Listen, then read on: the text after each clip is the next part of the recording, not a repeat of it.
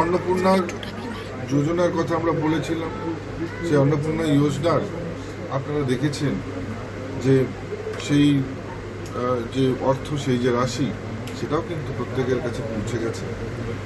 আপনারা হয়তো প্রথম কিছু টেকনিক্যাল গ্লিচ থাকলেও, যেমন এবারের 17 তারিখে যেটা ঢুকেছে, কমপ্লিটলি কোনো মানুষের অভিযোগ নেই। দু একজন যদি কোনো টেকনিক্যাল কারণে বাদ পড়ে থাকেন তাদেরকে দেওয়া হবে, কেউ এই আওতা থেকে বাদ পড়বে না। যারা যারা ক্রাইটেরিয়ার মধ্যে পড়েন প্রত্যেকে অন্নপূর্ণা যোজনার যে রাশি, যে সুবিধা, সেটা নিশ্চিতভাবে পাবেন। ভারতীয় জনতা পার্টির সরকার, সেই সরকার তৈরি 100 দিন পূর্ণ হল। এই 100 দিনের মধ্যে যেমন আমাদের অনেক কিছু আমরা অ্যাচিভ করতে পেরেছি, যেমন নতুন অনেক কাজ, সেই কাজের ঘোষণা মাননীয় মুখ্যমন্ত্রী করেছে। ঠিক একইভাবে খুব কম সময়ের মধ্যে তীব্র গতির সঙ্গে এই সরকার যেমন কাজ করে চলেছে, ঠিক পাশাপাশি যে সমস্ত দুর্নীতিগ্রস্ত লোকগুলো ছিল তাদেরকে যেমন চিহ্নিত করা, বিভিন্ন দপ্তরে যে সমস্ত লোকগুলো দুর্নীতি করার পরেও সেই দপ্তরগুলোর সঙ্গে যুক্ত ছিল তাদেরকে চিহ্নিত করা, এবং সর্বোপরি একদিকে যেমন বিগত 15 বছরের সরকারের যে দুর্নীতি, সেই দুর্নীতির সঙ্গে যারা যুক্ত সেই লোকগুলোর সঙ্গে আমাদেরকে এই 100 দিনে তাদেরকে চিহ্নিত করা এবং তাদেরকে তাদের যে নির্দিষ্ট স্থান, সেই স্থানে তাদেরকে স্থানান্তরিত করা, এবং পাশাপাশি বিভিন্ন জনমুখী প্রকল্প, কেন্দ্রীয় প্রকল্প, সেই প্রকল্পগুলোকে বাস্তবায়িত করা। আপনারা জানেন যে ভিবিজি রামজির কাজ অলরেডি প্রত্যেকটা গ্রাম পঞ্চায়েতে শুরু হয়েছে।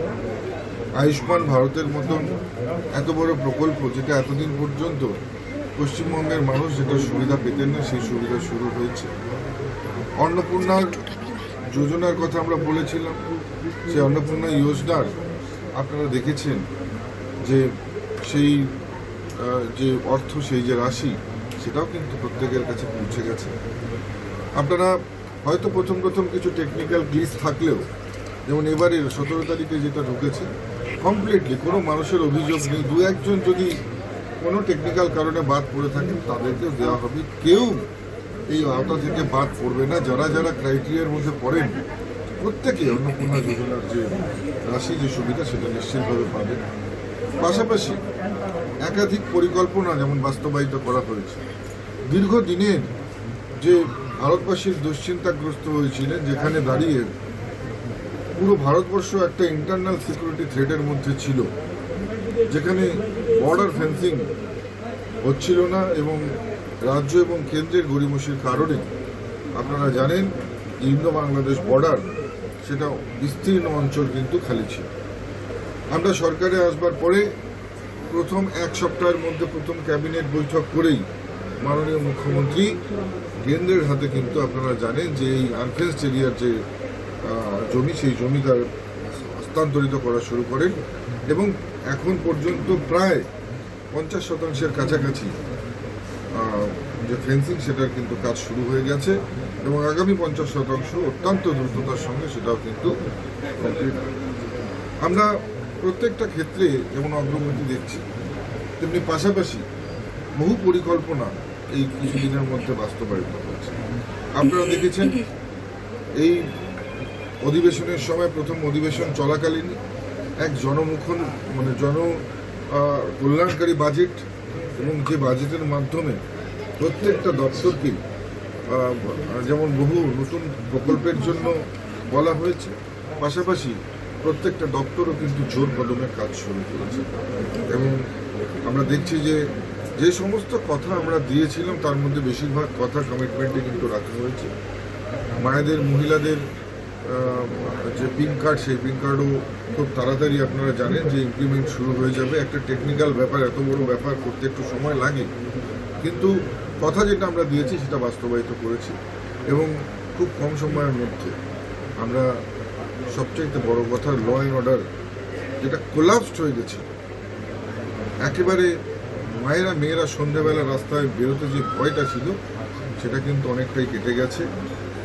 আমরা দেখছি মেয়েরাও যেমন তাদের স্বাধীনতা পালন করছে, তারা যেমন রাস্তায় বেরোচ্ছে, ঠিক একই রকম কাঁধে কাঁধ রেখে ছেলে মেয়েরা সমান যে তাদের অধিকার, সেই অধিকার নিয়ে চলছে। আপনারা দেখেছেন যে যারা অন্যায় করছে, মেয়েদের সঙ্গে অন্যায় করছে, তারা এখন ভীষণভাবে ভীত সন্ত্রস্ত হয়ে রয়েছে। অনেকের পরিণতি কী হয়েছে সেটাও আপনারা দেখেছেন। এবং নিশ্চিতভাবে মাননীয় মুখ্যমন্ত্রী যে কথা দিয়েছেন, অভয়া কাণ্ডের সঙ্গে যারা জড়িত তাদের প্রত্যেককে খুঁজে বের করে যেমন শাস্তি দেওয়ার কথা তিনি ঘোষণা করেছেন, নিশ্চিতভাবে তিনি যেমন এতদিন পর্যন্ত প্রত্যেকটি কথা রেখে এসছেন, এই কথাও তিনি রাখবেন, এই বিশ্বাস সব বাংলার মানুষের রয়েছে।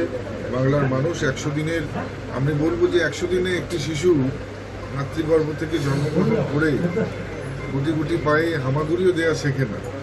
সেখানে এই সরকার আপনাদের আশীর্বাদে, বাংলার প্রত্যেকটা জনগণ, বাংলার মানুষের আশীর্বাদে এই সরকার নিজের পায়ে উঠে যেমন দাঁড়িয়েছে, প্রচুর ঋণের বোঝা থাকা সত্ত্বেও যেমন জনকল্যাণকারী বিভিন্ন প্রকল্প হাতে নিয়েছে, তেমনি সেগুলোর বাস্তবায়নও খুব দ্রুত শুরু হয়েছে। আমরা নিশ্চিতভাবে বলতে পারি মানুষ আমাদের উপর যে বিশ্বাস রেখেছে, সেই বিশ্বাস, মানুষের বিশ্বাস আমরা রাখবো। लेकिन निश्चित रूप से हम लोग पहले भी कहा था, जब सरकार पे नहीं आया तब भी कहा था कि कोई भी दुष्कृति जो पश्चिम बंगाल में छुप कर बैठा है और ये सोच रहा है कि बंगाल उनको सिर्फ पैसे से, भाजपा की सरकार आने के बाद एक एक को हम लोग ढूंढ के निकालेंगे। और भाजपा की सरकार आया, लोगों का जो भाजपा की सरकार के प्रति और हम लोगों के प्रति जो विश्वास था, उसको और बढ़ाने के लिए निश्चित रूप से जो सभी एजेंसी है, एजेंसी निरपेक्षता के साथ कार्य करेगा।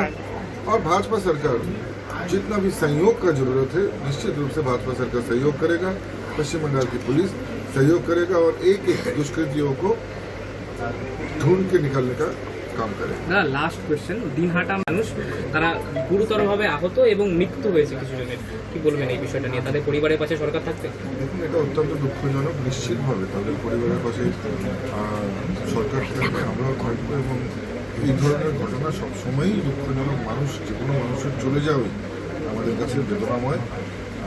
তো স্বাভাবিকভাবেই যে যারা এই ধরনের ঘটনার সঙ্গে যাদের পরিবারের লোকের মৃত্যু হয়েছে, নিশ্চিতভাবে সেই পরিবারগুলোর সঙ্গে সমব্যথায় ব্যথিত এবং নিশ্চিতভাবে তাদের পাশে থাকবে। দাদা, আজকে দমদমের সাংসদ সৌগত রায়, তাকে ঘিরে কালো পতাকা এবং বিক্ষোভ দেখিয়েছে স্থানীয়। ये सौगत बाबू के साथ जो भी हुआ है, मैं कहूँगा कि ये ब्लैक फ्लैग दिखाना और ये सब जो है, ये लोगों के मन में जो टीएमसी के प्रति घृणा और जो इनके प्रति जो गुस्सा है, वो दिखाने का प्रयास है। लेकिन मैं कहूँगा कि ये सब कल्चर जो है, ये टीएमसी का कल्चर है और भाजपा का कल्चर में ये सब नहीं है। किसी को ब्लैक फ्लैग दिखाना, तोड़फोड़ करना या किसी को घेरना। मैं कहूँगा कि जो भी कार्यकर्ता लोग ये कर रहे हैं, अगर जो भी पार्टी का कर रहे हैं, भाजपा का लोग इसमें नहीं है, ये मेरा विश्वास है। अगर कोई भी है तो भी मैं कहूँगा ये करके सौगत जी को ज़्यादा माइलेज देना होगा।